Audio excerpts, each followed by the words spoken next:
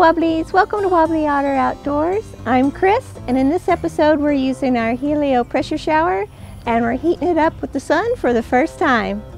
This episode is made possible in part by generous supporters on Patreon.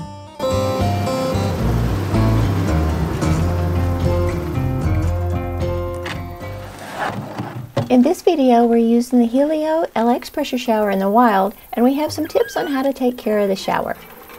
In our review video of the shower, we mentioned that there are two ways to heat the water. One is to heat the water externally and then pour it in, and that's what we've always done before. A second way is to heat the water inside the shower itself. The tank will hold up to 5.8 gallons or 22 liters of water.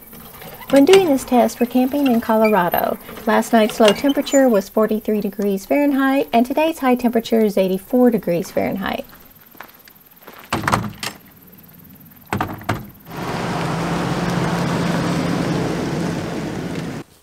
We place the shower tank in the sun and pour about 4 gallons of water into the tank at 10:40 a.m. We missed testing the ambient temperature at this point. We've learned that the pressure lasts longer when the tank isn't filled all the way. This also means that there's less water to heat. To see if the black tank itself affects the water temperature, a WaterBrick with 3.5 gallons of water is also placed in the sun. Another WaterBrick with 3.5 gallons of water is placed in the shade under the picnic table. Sorry you got wet. I see that.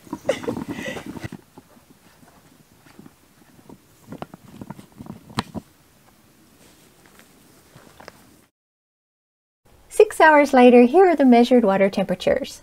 The Helio LX shower that was in the sun, water temperature is 97.2 degrees Fahrenheit. WaterBrick in the sun, 96.4 degrees Fahrenheit.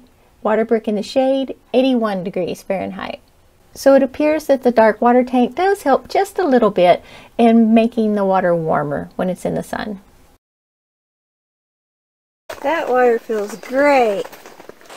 In looking at the customer comments on Amazon and seeing the issues that some of the folks have had with their pressure shower, here are some things you can do that might help it last longer.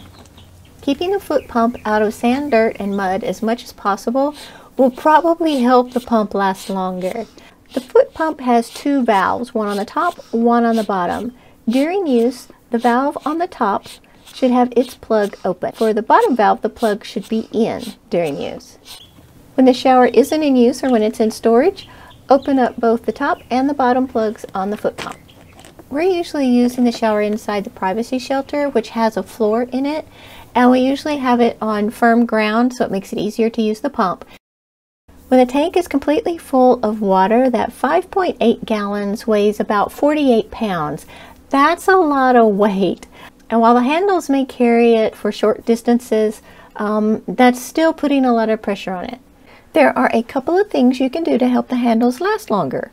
When there's a lot of water in the tank, wrap your arms around and under the tank to carry it instead of using the handles, or fill the tank after it is in the location it will be used. With the previous shower, I always worried that I wasn't getting it dry. With this one, it's much easier to open the lid, hang it upside down, and there's a larger area for the water to drain out of. To drain the hose, hold the nozzle up in the air and squeeze the trigger, and that will let the water drain out of the hose. And if there's still some water drops inside when it's time to pack it up, because the opening at the top is so large, you can reach your hand inside and dry it out with a towel.